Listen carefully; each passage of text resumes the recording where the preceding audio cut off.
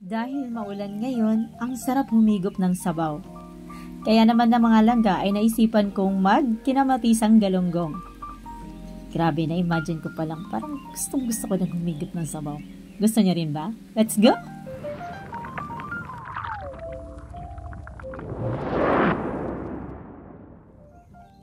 So ayun, buti na lang nakapunta ng palengke yung aking asawa at nakabili ng kalahating kilo ng galunggong.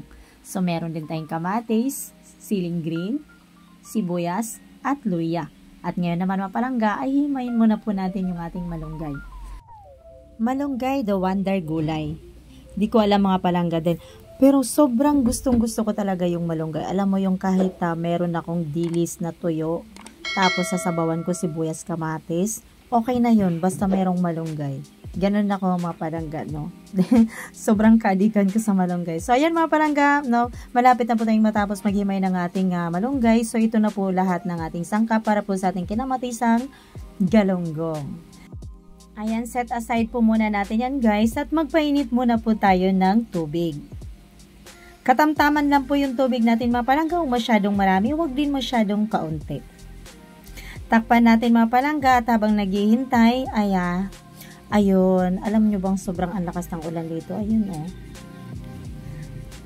Ang sarap magkape. Ang sarap matulog. Pero mas gusto kong humigop ng sabaw. Eto mga palangga, so slice na po natin yung ating kamatis.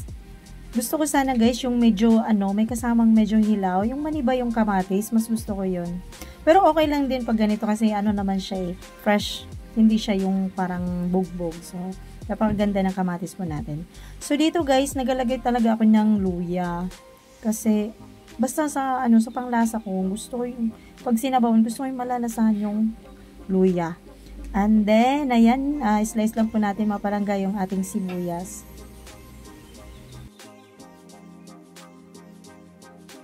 So, yan mga palangga, natapos na po nating i-slice ang ating mga ricado.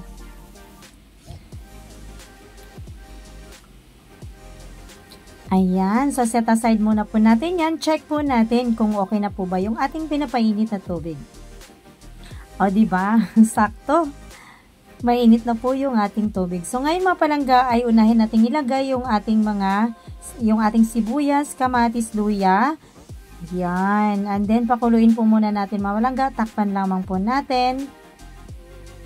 Siya nga pala, maglagay muna po tayo ng asin. And then, maglagay na rin po tayo ng durog na paminta. Pinong paminta, kung ganun. Maglagay na rin po tayo ng kaunting magic sarap mga langga. And then, takpan po muna natin.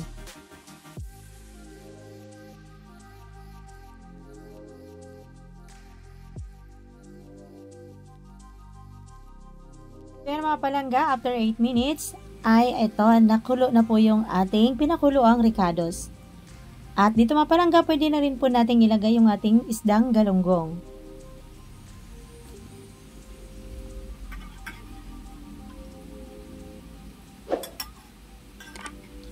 Naamoy ko yung luya, kamatis, sibuyas, ang bango. Parang gusto ko nang higupin to. Yan, takpan po muna natin mga palangga ha.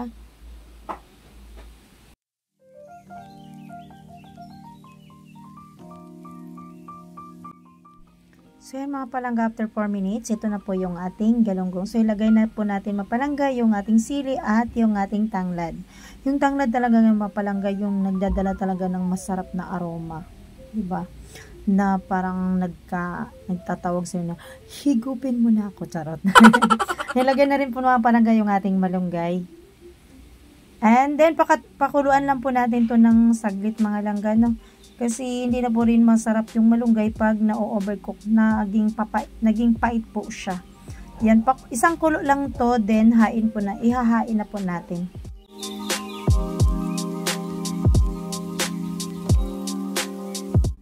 Ayan, sa wakas naluto na po yung ating kinamatisang galunggong mga palangga. Ako'y natatakam na at gusto ko nang humigop ng sabaw. At parang nagugutom na rin ako kaya kakain na tayo. Wow, grabe ang bango. Amoy na amoy ko yung aroma ng ating tanglad mga palangga plus yung luya. Mas lalo akong natatakam. Natatakam na rin ba kayo? Ano pang hinihintay nyo? magluto na rin kayo ng kinamatisang galunggong. Siya nga pala mga palangga, that's it for today. Thank you for watching at sana naibigan niyo ang video na ito. At kung bago ka pa lang sa aking channel, don't forget to like and subscribe and hit my notification bell for more updates.